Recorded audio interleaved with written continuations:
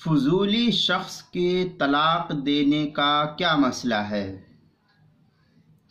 جواب: اگر کوئی شخص دوسرے کی طرف سے اس کی اجازت کے بغیر طلاق دے دے تو جب تک وہ اصل شوہر طلاق کی اجازت نہ دے یا اس پر رضامندی کا اظہار نہ کرے اس وقت تک طلاق واقع نہیں ہوگی۔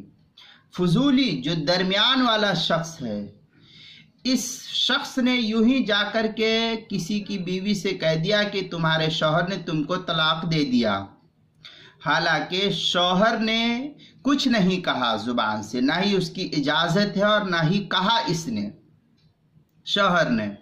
فضولی جا کر کے درمیان سے کہہ دیتا ہے کہ تمہارے شوہر نے تم کو طلاق دے دیا، لہذا یہ غلط فہمی ہے، یہ غلط بیانی فضولی نے کی ہے، لہذا فضولی کی اس صورت میں فضولی کے کہنے کی وجہ سے عورت پر کوئی طلاق واقع نہیں ہوگی جب تک کہ شوہر اس بات کا خود اقرار نہ کر لے، یا یہ کہ شوہر یہ کہے کہ ہاں میں نے کہا تھا یا نہیں۔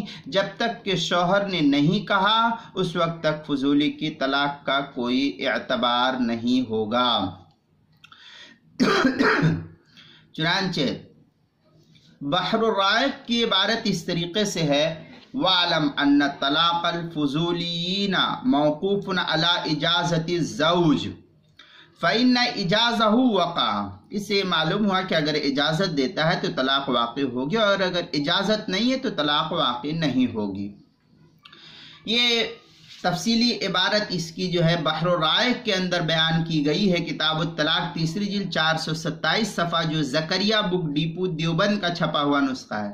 در مختار مع الشامیہ کی چوتھی جلد 449 صفحے پر بھی اس کو بیان کیا گیا ہے، جو زکریا بک ڈیپو دیوبند کا ہے۔ بزازیہ جو فتاوی ہندیہ کے حاشیے پر ہے، اس کی پہلی جلد صفحہ 454 پر بھی اس کو نقل کیا، جو زکریا بک ڈیپو دیوبند کا چھپا ہوا نسخہ ہے۔